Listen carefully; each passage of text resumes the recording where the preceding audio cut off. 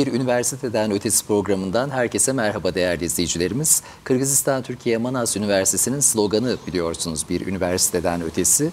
Bu sloganın altını dolduracak pek çok çalışma yapılıyor Kırgızistan Türkiye Manas Üniversitesi'nde. Bu çalışmaların en önemlilerini gerçekleştiren akademik birimlerimizden birinin dekanıyla birlikteyiz. Bugün Ziraat Fakültemizin dekanı Profesör Doktor Sayın Ahmet Aygün konuğumuz, stüdyo konuğumuz. Hoş geldiniz değerli hocam. Hoş bulduk. Nasılsınız hocam? Teşekkürler. Sizler nasılsınız? Çok teşekkürler. Biz bugün sizi dinleyicilerimize, izleyicilerimize özellikle sizin ağzınızdan anlatmak istiyoruz, tanıtmak istiyoruz ve çok değerli çalışmalarımız var, fakültemizin çalışmaları. Bunları da sizinle konuşmak istiyoruz. Muhakkak. Buyurun lütfen. Ben Ahmet Aygün. Daha öncesinden 2021 ve 2022 yıllarında burada çalıştım. Sonra bir yıl ara verip tekrar geldim. Geleli 2 ay kadar oldu ve dekanlık görevi verildi Ziraat Fakültesi'nin. Hayırlı olsun hocam. Sağ olun. Yani ilk programa da gelmiş olduk böylelikle bir haftalık dekanlıkta. Biz Ziraat Fakültesi olarak ziraat mühendisleri yetiştiriyoruz. 2 tane bölümümüz var. Bitki koruma, bahçe ve tarla bitkileri bölümü. Bu yönüyle Kırgızistan milletine ya da Kırgızistan devletine kalitesi yüksek ziraat mühendisleri yetiştirmenin, eğitim, öğretimin yanında farklı projelerle de halkın içerisinde olmaya çalışan bir fakülteyiz. Yani, şimdi hemen o projelerden söz edeceğiz hocam. Ziraat özellikle neden önemli Kırgızistan'da? Ya da gerçekten büyük önemi var mı ekonomide ya da Kırgızistan'ın toplumsal yaşamında ne düzeyde önemli ziraat? Ziraat bütün dünyada önemli aslında. Nasıl önemli? Dünya bir pandemi süreci geçirdi bildiğimiz gibi. Bu pandemi sürecinde de gıdanın ya da ziraatın, tarımın ne kadar önemli olduğunu gördük. Çünkü gıda olmadan insanlar sağlıklı bir şekilde hayatlarını sürdüremezler. Onun için her ne kadar lüks arabanız da olsa o süreçte binemediniz ama neye ihtiyacınız vardı? Gıdaya ihtiyacınız vardı. İşte bu gıdayı üreten de ziraat mühendisleridir, ziraatçilerdir, çiftçilerdir. Kırgızistan özeline baktığımız zaman, Kırgızistan'ın yüz ölçümüne baktığınız zaman %80'i dağlıklarla çevrili bir ülke. Yaklaşık bu alanın %5-7'si ise ekilebilir tarım alanları. Ve bu tarım alanlarında da kendi nüfusunu besleyecek tarımın yapılması gerekli. Yani gıda ihtiyacının karşılanması gerekli. Ne kadarında kullanılabiliyor bu alanlar? Şu anda %4,5. Toplam yüz ölçümünün %4,5'u ekilebilir tarıma uygun alanlar diye nitelendirdiğimiz alanlar. Ancak şu da bir gerçek ki bu alanlarda halen klasik tarım yapılmakta.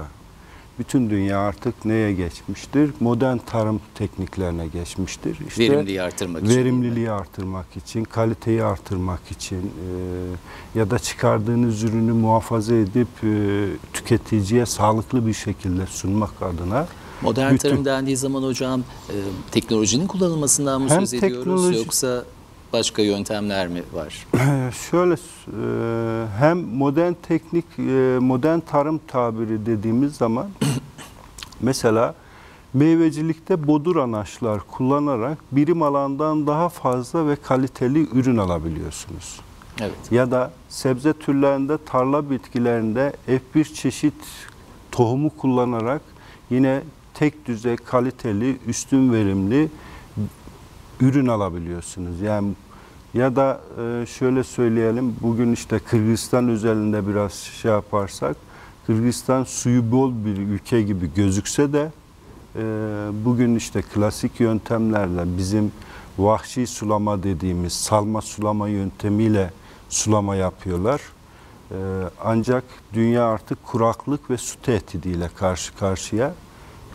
Buna baktığımız zaman işte modern tekniklerle bütün dünya artık mini spring, yağmurlama sulama dediğimiz, damlama sulama dediğimiz sulama tekniklerine geçti.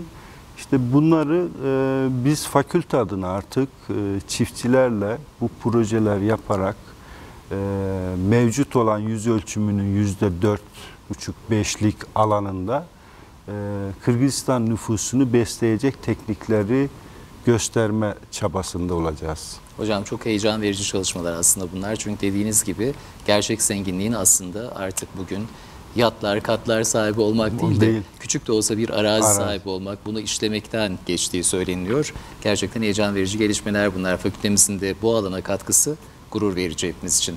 Müsaade ederseniz sevgili Şerizat bunları Kırgız Türkçesine hemen çevirsin. Sonra söyleşimize devam edelim. Чоң рахмат, урматтуу замандаштар, сиздер менен биргеликте кайрадан университеттен да артык деген аталыштагы программабыз менен жолугушуп жатабыз сиздер менен. Жана бүгүн биздин студиябыздын мейманы Кыргыз Түрк Манас университетинин Айыл чарба факультетинин деканы профессор доктор Ахмет Айгүн экендигин эскертип айта кетели. Албетте биз агайыбыз менен сөз кылып жатканда 2021-жылдан 23-жылга чейин иштегендигин, кайна кыска мөөнөттө Түркияга барып келип, азыркы учурда аталган факультеттин деканы катарында иш алып барып келе жаткандыгы менен бөлүштү. жана муну менен биргеликте айыл өкмөтү кечиресиздер. Биздин ушул бөлүмдө эки бөлүм бар экендигин белгилеп өттү. Бирөөсү болсо бул өсүмдүктөрдү коргоо жана айыл чарба экендигин эскертти.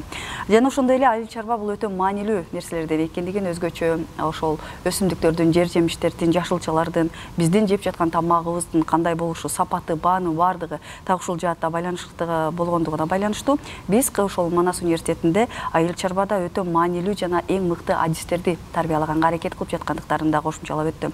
Мындай карай турган болсо, Кыргызстандын 80% тоолуу аймактан турат экендигин белгиледи. Муну менен биргеликте так ушул 100дөн 4%-ын гана айдоого колдонула тургандыгын жана муну менен биргеликте ар бир эле ошол мамлекетте өзүнүн калкын бага алышы керек экендигин, бул өтө маанилүү көрсөткүчтөрдүн бири экендигин бөлүмчөлөп өттү.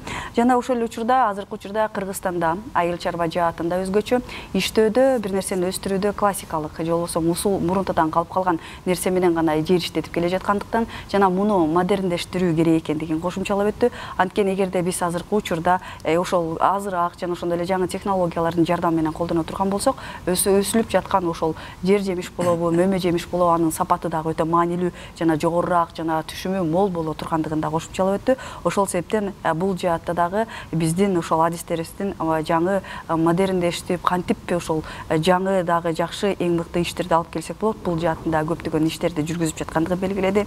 Жана муну менен биргеликте азыркы учурда ошол Кыргызстанда мындай оңой эле, мындай эле мисал катары дагы ошол сугат иштери тууралуу айтып өттү. Албетте дейт, Кыргызстан өзгөчө суу мол жаратылышка эң мыкты деп билебиз дейт. Бирок ошол эле учурда эгерде биз сарамжалдуу пайдаланбасак сууну, дүйнөдө азыркы учурда таза суунун көйгөйлү жаралып жатат. Бул Кыргызстанга да келиши мүмкүн экендигин кошумчалады. Жана азыркы учурда ошол жерди сугарууда өзгөчө жаңы технологиялардын жардамы менен же болбосо жамгырдай кылып же болбосо тамчылап сугарылууга өтүшсө дагы сарамжалдуу жана ошол эле топурактардын дагы ошол мол боло тургандыктарын бизге белгилеп өттү. Дагы кандай кызыктуу долбоорлорду иш алып барып жаткандыгын сиздер менен биргеликте программабыздын алкагында ортоктош болобуз. Урматтуу мекендештер, биз менен бирге болууну улантыңыздар. Buyurun hocam. Kırgızistan Türkiye Manas Üniversitesi Ziraat Fakültesi Dekanı Profesör Doktor Sayın Ahmet Aygün'le söyleşimiz devam ediyor.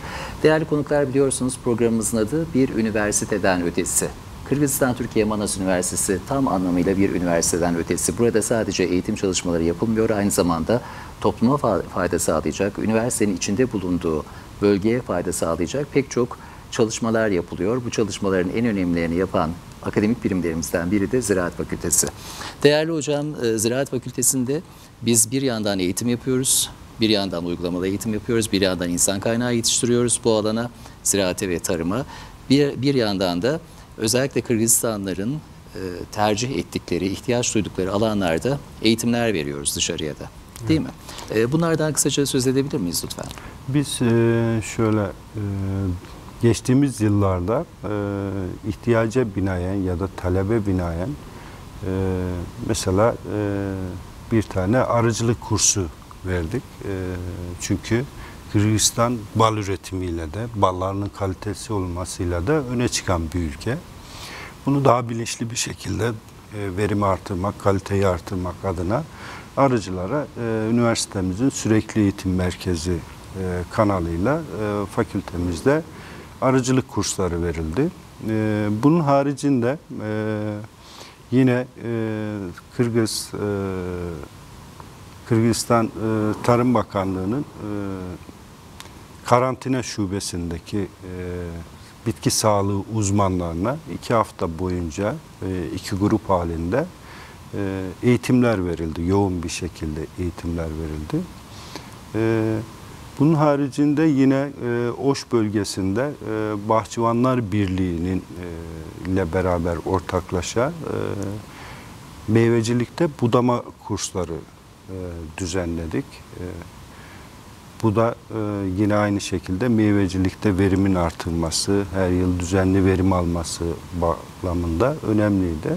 Fakülte adına talep olduğu müddetçe her zaman biz uygulamanın içindeyiz. Tabii talep olmaması durumunda bile biz artık Kırgızistan Tarım Bakanlığı'yla işbirliği, farklı enstitülerle işbirliği yapıp bu eksik gördüğümüz bizim alanlarda çalıştaylar, seminerler, kurslar yaparak bunu devam ettireceğiz. Hem bilimsel bilgi üreteceğiz, hem bu bilimsel bilgiyle Kırgızistan'ın pek çok sorununa da çözüm üretmiş olacağız. Hem de pratikte bunların nasıl uygulandığını insanlara göstermiş olacağız. Gayet güzel hocam. Müsaadenizle tekrar Şehrazat'a söz verelim. Çok rahmat ağay. Урматтуу мекендештер, сиздер менен биргеликте дагы ушул өтө кызыктуу бир тематиканы алканда сөз кылып жатабыз.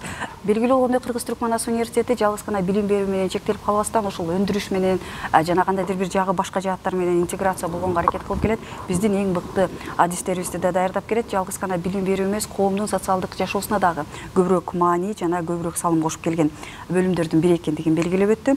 Өткөн жылдарда дейт талап менен байланыштуу ошо Кыргызстандын балы эң мыкты деп билинет дейт. Дагы анын сапатын жана дагы кандай дагы жакшыраак болушун аракет кылып дейт. Биз ошол Кыргызстандын балчыларына атайын илимий чоң бир курс берип өткөнбүз деди. Бул курстагы аябай талап кылынган жана элдин баары жакшы көргөн бир окуган курсу болуп өткөндүгүн кошумчалады. Муну менен биргеликте Кыргыз Республикасынын Айыл чарба министрлиги менен биргеликте дагы өсүмдүктөрдү коргоо атайын ушул жаатында дагы өтө маанилүү жана керектүү курстарды өткөндүгүн белгиледи. Ошондой эле Ошто дагы багбандардын бирикмелери менен биргеликте ошол мөмө берүүчү бактарды туура бутоо тууралуу дагы курстарды берип келе жаткандыгын жана азыркы учурда дагы көптөгөн мындай белгилүү болгондой айыл чарба деген бул же болбосо негизи эле бул жашоо деген кыймылдап турган бир түрү организмди. Ошол себептен азыркы учурда талап эмне болуп жатса ошонун жаатында курстар болобу, илим изилдөө жактар болобу жана жөн эле ошол эң керектүү талап кылынган адистер болобу ушуларды даярдоо жаатында көптөгөн алгылыктуу иштерди алып келе жаткандыгы менен бөлүшүп өттү. Бүгүнкү биздин мейманыбыз ошол айыл чарба факультетинин деканы профессор Ahmet Aygün. Buyurun. Çok rahmet. Değerli hocam, Kırgızistan Türkiye Manas Üniversitesi'nin imkanları çok geniş. Bu büyük bir şans gerçekten, özellikle de öğrencilerimiz açısından. Bu imkanların daha da geliştirilmesi için her zaman faaliyetler sürdürülüyor. Üniversitenin imkanlarına daha yeni imkanlar katılıyor. Yakın zamanda kazandığımız imkanlardan biri de SERA oldu aslında. TİKA ile yaptığımız ortak bir proje sonucunda üniversitemizin artık modern bir SERA'sı var. Seracılığın önemi nedir hocam? Bölge için önemi nedir? Genel olarak önemi nedir? Biz neler yapıyoruz SERA'da? Evet, hem TİKA'ya hem de rektör hocamıza buradan da teşekkür edelim. Fakültemize bir SERA kazandırdı. Bu SERA'da seracılığın önemi dışarıda ekolojik şartların uygun olmadığı dönemlerde ürünleri yetiştirme imkanı sağlıyor. Bu ürünleri yetiştirme imkanı sağlarken de arz talebi ya da muhafazaya ayıracağınız süreyi daha erkenden serada yetiştirebiliyorsunuz. Bizim seramızda hem yazlık sebzeler hem de kışlık sebzelerin üretimi yapılmakta. Bu üretim yapılırken de sadece üretim bazında değil de aynı zamanda yüksek lisans öğrencilerimizin de denemeleri bu alanda yapılmakta. Bu yönüyle ürettiğimiz ürünler de üniversitemizde değerlendirilmekte yemekhaneye sunularak. Çünkü hem sağlıklı üretim hem kendimiz üretiyoruz. Sürdürülebilir bir çark döndürüyoruz aslında burada. Yemekhanede aslında bu kadar taze yemekleri yiyor olmamız biraz da sizin sayenizde değil mi hocam? Biraz yani Ne güzel. az da bir olsa katkısı var Ziraat Fakültesi'nin. Büyük katkısı var. Gayet güzel hocam. Şimdi ben çeşitli iklimlendirme çalışmaları görüyorum seralarda. Artık hatta Türkiye'de, İstanbul'da alışveriş merkezlerinin bodrum katlarında dahi değil mi? Seralar kuruldu, pek çok çalışmalar yapılıyor. Aslında çok ilginç çalışmalar bunlar. Aslında led ışığı keşfinden sonra artık kapalı alanlarda da bitki yetiştiriciliği ve bu yönde de dünya bu yöne doğru çalışmaya başlıyor. Yani çünkü tarım alanları giderek azalıyor. Yani dünyada bir çölleşme var, bir kuraklık var, bir şehirleşmenin getirdiği tarım alanlarının azalması var, iklim değişikliğinin olumsuz etkileri var. Bu yönüyle de dünya artık bir nevi kapalı sistemlerde bitki yetiştiriciliğine doğru gidiyor. Hocam peki bu genetik çalışmalarıyla ilgili neler düşünüyorsunuz? Yani asıl konum ben. Bitkileri birbirleriyle buluşturuyorlar falan, çeşitli yeni bitkiler üretiyorlar. Neler düşünüyorsunuz bu konuda? Bizim çalışmalarımız var mı bu konuda? Yani bizim çalışmalarımız aslında şu anda Kırgızistan'da benim de yürüttüğüm birkaç çalışma var aslında.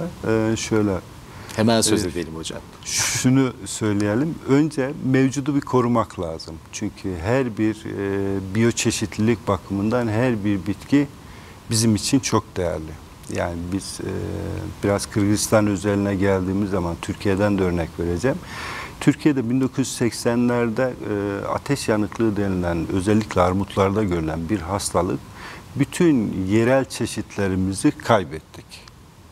Bunun da Kırgızistan'a 7-8 yıl önce bu hastalık geldi. Şu anda kaybolma tehdidiyle yerel çeşitlerin, yani yerel dediğimiz o mahallede yetişen, belki pazara ulaşmayan çeşitler, o çeşitlerin kaybolmadan belirli merkezlerde toplanması lazım. Gen bankaları Gen gibi şeyler bankası yapıyorlar. gibi meyve türlerinde buna biz koleksiyon bahçeleri diyoruz, gen bankaları şeklinde. Biz de burada araştırma uygulama alanımızda benim başlattığım işte anaçlar üzerine farklı yörelerden bulduğumuz yerel çeşitleri getirip aşılıyoruz ve orada bir koleksiyon bahçesi oluşturduk. Hemen onun yanında da yine bodur bir elma bahçesi kurduk. Üzümsü meyveler parseli kurduk seramızın yanında. Bunları niye kuruyoruz? Hem biyoçeşitliliği korumak adına kuruyoruz. Hem de Türkiye'de de böyledir, bütün dünyada da böyledir. Çiftçilerimiz, üreticilerimiz görmeden inanmıyorlar bir şeye. İlk önce görecekler görsel olarak. İşte bu görselliği, demonstrasyonları bu amaçla da üniversitemizde kuruyoruz. Bizler millet olarak öyleyiz ya hocam. İlla ki dokunmamız gerekir, bir dokunmamız, görmemiz lazım. Doğru. Yani onu görmeden, örneğin yani bir yabancı ot ilacını Türkiye'de kullanamadılar. Kırgızistan'da da halen kullanmıyorlar. Niye? Çünkü benim tarlamda çıkmıyor yabancı ot diyor.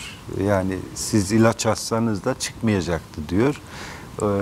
Onun için görsel çok önemli bizim tarım sektöründe, inandırmak açısından. Onun için de biz ilk önce araştırma uygulama alanımızda bu görselleri oluşturmamız lazım. Oluşturmaya da devam ediyoruz. Hocam bu söylediklerinizde sevgili Şehrazat'ın da büyük bir sorununu çözmüş oldunuz. Geçen gün şikayet ediyordu. Yeni bir ev aldım. 2 odası boş kaldı. Ne yapacağım diye.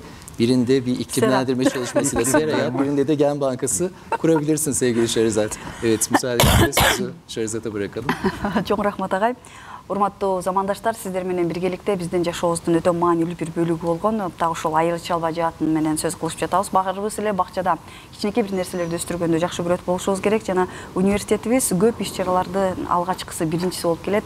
Булардын бири катарында ушул ТИКАнын колдоосу менен университетибиздин ошол айыл чарба бөлүмүнүн студенттери үчүн курулуп берилген бул күнөсканалар. Күнөскана бул өтө маанилүү дейт. Өзгөчө климаттын өзгөрүшүп жатканда же болбосо сезондук бир кандайдыр бир жашылча жемиштерди пайдаланууда же болбосо өстүрүүдө бул күнөс каналар өтө маанилүү экендигин кошумчалады. Жана азыркы учурда Кыргыз-Түркман АС университетинде күнөс каналдар курулуп, ал жакта ошол сезондуу болбогон учурдагы жана ошол эле учурда башка дагы илимий иштерди жүргүзүш үчүн атайын өсүмдүктөр өстүрүлүп жаткандыгын белгиледи. Жана ошондой эле Кыргыз-Түркман АС университетине эгерде сиз ашканасына келип даамсызып кала турган болсоңуз, так ушул күнөс каналlardan өстүрүлгөн жашылча жемиштерди жеп калышыңыз мүмкүн экендигин, ооз тийип кетип жатканыңыздарды айта кетели. Муну менен биргеликте Кыргыз-Түркман АС университетинин магистр студенттери дагы өздөрүнүн так ушул күнөс каналдарда илим изилдөө иштерин жүргүзүп жаткандыгын белгилеп өттү. Жана ошондой эле биздин ошол айтып жатпайсызбы, кургакчылык, климаттын өзгөрүшү деп бул учурларда ошол адам затынын ошол тамак жөө рационундагы жашылча жемиштердин керектүүлүгүн арттыруу үчүн же болбосо дагы анын ошол бай түркүмүн көбөйтүш үчүн бул күнөс каналдар өтө маанилүү экендигин белгиледи. Лед жарыктары чыккандан кийин дагы ушул күнөс каналдар көп курула баштагандыгын жана күндүн жарыгы менен эмес эле ошол эгерде сиздин үйүңүздүн желтөөлөсүнө же болбосо дагы бир биздин агайыбыз сөз башында айтып калды, бир үйүңүздүн бөлмөсүнүн бир учуруна дагы так ушундай күнөс каналны куруп алып, өзүңүзгө керектүү мөмө жемиштерди өстүрүп алсаңыз болот экен. Ал эми ошол генетика жаатында дагы иштер жүргүзүлүп жатабы деген биздин агайыбызга дагы сурообузда мынтип айтты.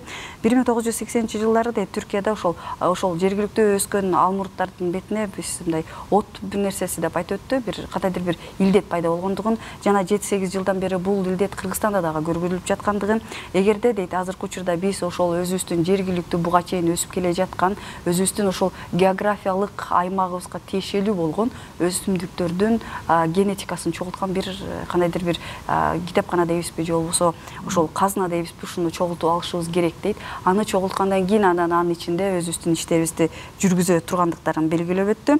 Ошондой эле ошол кызыктуу нерсеси дейт, адамдарга биз бир нерсени көргөзмөйүнчө ишенишпейт дейт.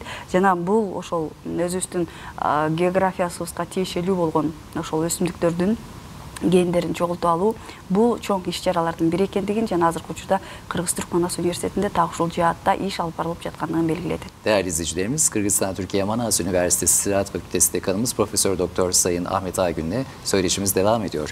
Değerli hocam, Kırgızistan Türkiye Manas Üniversitesi'nde özellikle Ziraat Fakültemizde pek çok uluslararası projeler de yapıldı. Kırgızistan endemik bitkileri gibi projeler. Hem yerelde hem uluslararası alanda hangi projeleri yapmayı düşünüyorsunuz yakın zamanda?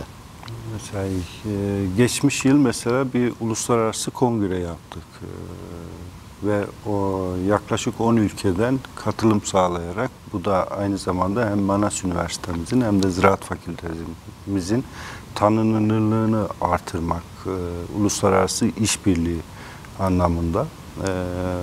Onları da yapanlara teşekkür ederiz buradan, emeği geçenlere.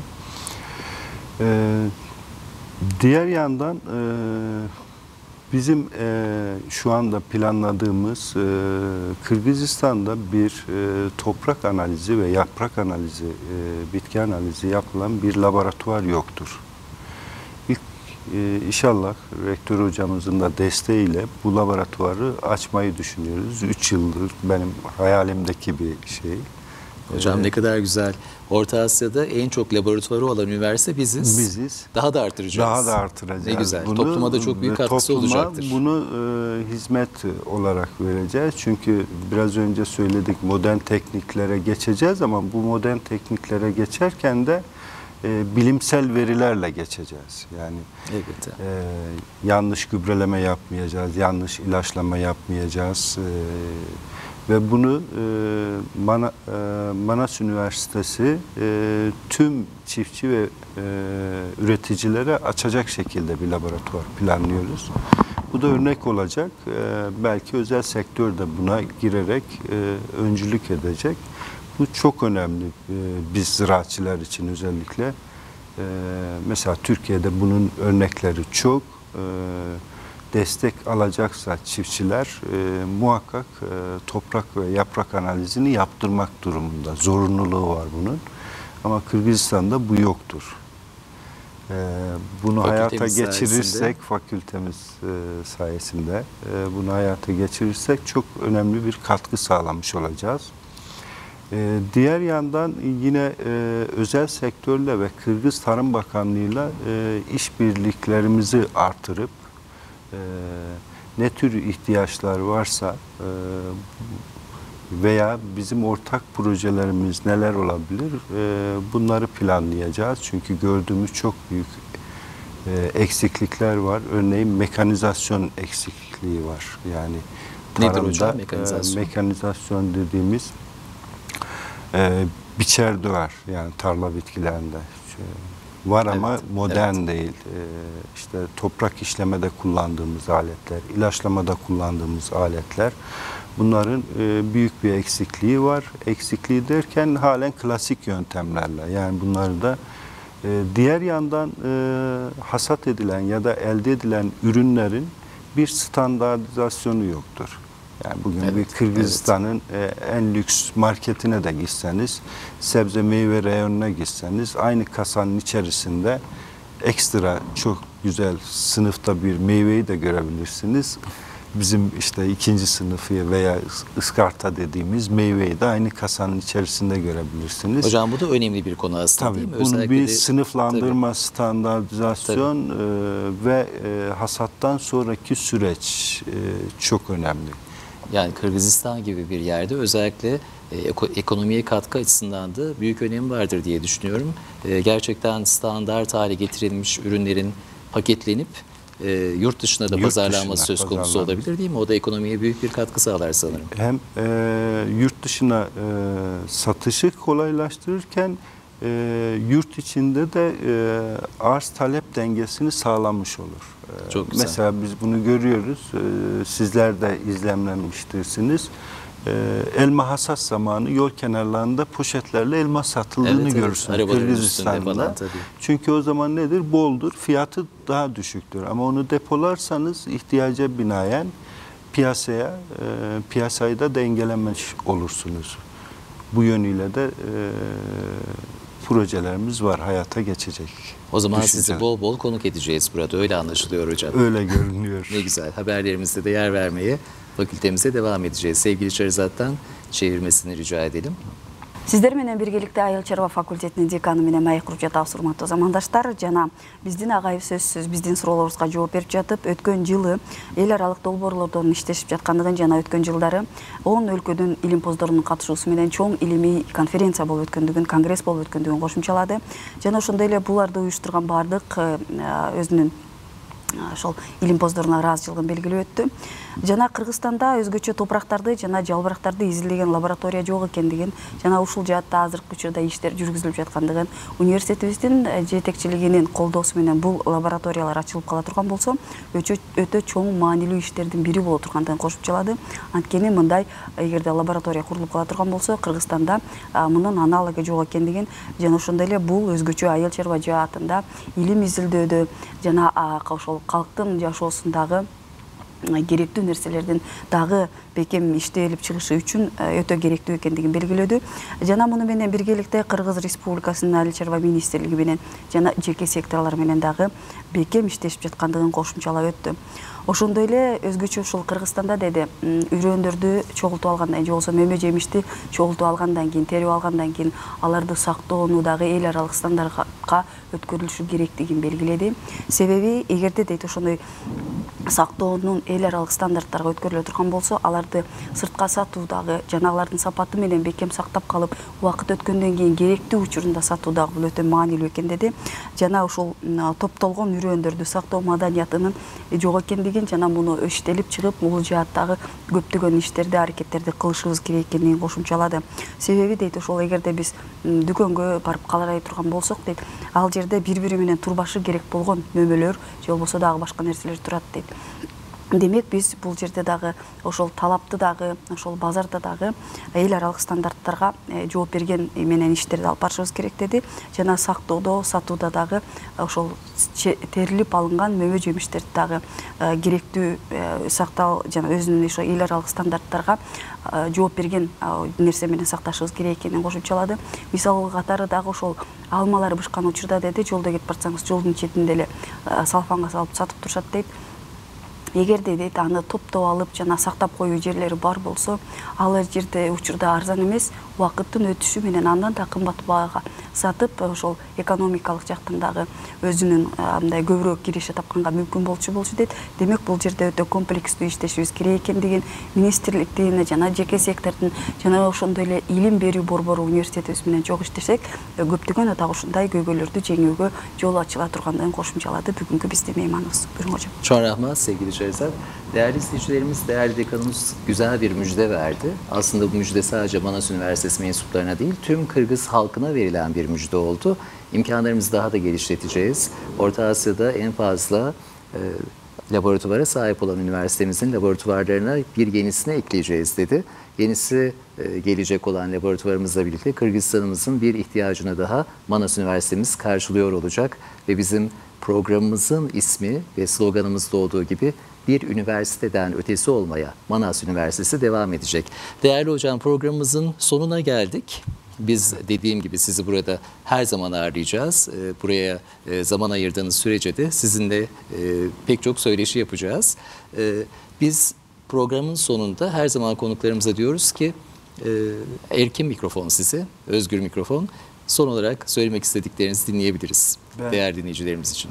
Ben sizlere teşekkür ediyorum. Hem üniversitemizin hem de fakültemizin böylelikle yapmış olduğu işleri halka tanıtmış oluyorsunuz. Ben çağırdığınız için de teşekkür ederim. Ben şunu iletmek istiyorum. Üreticiler ve çiftçiler yeni bir proje daha başlatacağız. Onu da sizin vasıtanızla söylemek istiyoruz. Bugün müjdemiz çok hocam. Biz ara ara insanlar ya da üreticiler, çiftçiler geliyordu. Biz onların ne tür sorunları var kişisel bazda yapıyorduk. Ama bunu biraz daha kurumsal baza belirli günlere yayıp her türlü sorunla karşılaşan üreticilerimiz, bizim hocalarımızın tamamının kapıları sonuna kadar açık. Sizin vasıtanızla onlara da buradan duyurmuş olalım ki gelip bizlere her konuda danışabilirler. Ne kadar güzel. Değerli dinleyicilerimiz, duydunuz. Bu da ayrı bir müjde olarak sizlere dekanımız tarafından iletilmiş oldu. Kırgızistan Türkiye Manas Üniversitesi Manas Köy Ziyaretleri adlı bir projede sürdürüyor. Bu köy ziyaretleri heyetinde Ziraat Fakültemizden de mutlaka akademisyenler, çeşitli mensuplar bulunuyor. Orada da köylülerin özellikle ihtiyacı olan çeşitli sorunlara çözümler, değil mi hocam? Evet. Hemen çözüme ulaştırılıyor, çözümler bulunuyor. Sizler de hem Manas Televizyonu aracılığıyla hem de doğrudan fakültemize başvurarak çeşitli konularda sorunlar yaşıyorsanız bunların çözümünü talep edebilirsiniz. Fakültemizde oluşturulacak komisyonlar mutlaka tartışıp, değil mi hocam, bu sorunlara çözüm bulacaktır. Şu an bir komisyon oluşturacağız ya da kişisel bazı biz zaten bunu yapıyoruz ama işte hem yerinde gidip inceliyoruz hem ürünler geliyor işte hastalık ve zararlı teşhis konusunda ya da farklı yanlış uygulamalar konusunda her türlü ya da tarıma yeni başlayacaklar için bilgiler, fikirler her zaman veriyorduk. Ama bunu biraz daha proje bazlı ya da işte kurumsal bazlı düşünüyoruz. Sizin de söylediğiniz gibi üniversitemizin başlattığı köy ziyaretlerinde her zaman 2 tane Ziraat Fakültesinden hocamız köylere gidip oradaki yerinde eğer bir problem varsa bilgilendirme yapıyordu. Ne kadar güzel. Değerli izleyicilerimiz, Kırgızistan Türkiye Manas Üniversitesi'nin tüm birimleriyle kapıları sizlere her zaman açık. Değerli dekanımıza çok teşekkür ediyoruz. Bir başka bir üniversiteden ötesi programda görüşme dileğiyle sizleri saygıyla selamlıyoruz.